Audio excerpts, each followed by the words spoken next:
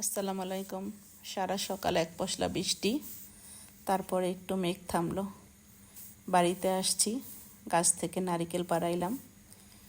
এ হলো আমাদের নাসির উদ্দিন, যে সবসময় আমরা বাড়িতে আসলে নারিকেল, তারপরে তালের দিন থাকলে তাল, এগুলো আমাদেরকে পেড়ে দেয়।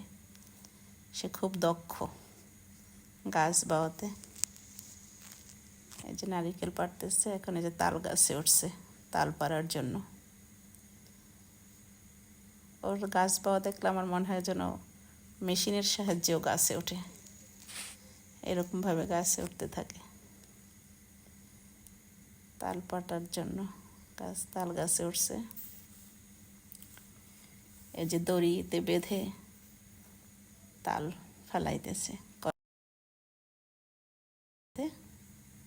পারল কয়েক ছড়া আর কি। তারপরে আমার দেবর ফুল গাছ লাগাচ্ছে। আমি অনেক ফুলের চারা নিয়ে এসেছি আমার ছাদ থেকে। ঢাকার যে ছাদে বাগান আছে, সেখান থেকে অনেক চারা নিয়ে এসেছি ফুলের, লিলির বাল্ব আর কি, সেগুলো লাগাচ্ছে। তারপর কিছু অর্নামেন্টাল বাঁশ গাছ নিয়ে আসছি, সেগুলো আমরা লাগাচ্ছি। সকালবেলা বৃষ্টির পরে গাছ লাগানো খুবই ভালো লাগতেছে।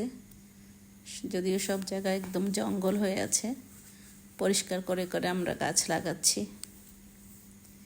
এক আলাদা অনুভূতি আসলে। আপনি যতই শহরে থাকেন, মাটির টান এ আসলে অন্যরকমের টান, অন্যরকমের অনুভূতি। যেখানে একটা অর্নামেন্টাল বাঁশ গাছ লাগালাম,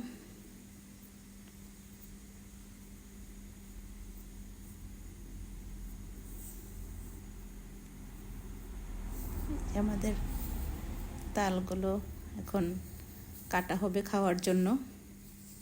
সবাই অধীর আগ্রহে তাল খাওয়ার জন্য। পানি তাল, যে আমাদের নাসির উদ্দিন তাল কেটে কেটে দিচ্ছে, আমরা আমি না, আমি ছাড়া সবাই খাচ্ছে, কারণ আমি রোজা। আমার ফুপা শ্বশুর একদম সহজ সরল গ্রামের মানুষেরা। বাড়িতে এসে সকালবেলা কিভাবে সময়টা কাটালাম আপনাদের সাথে একটু শেয়ার করলাম। সবাই ভালো থাকবেন। আল্লাহ হাফেজ।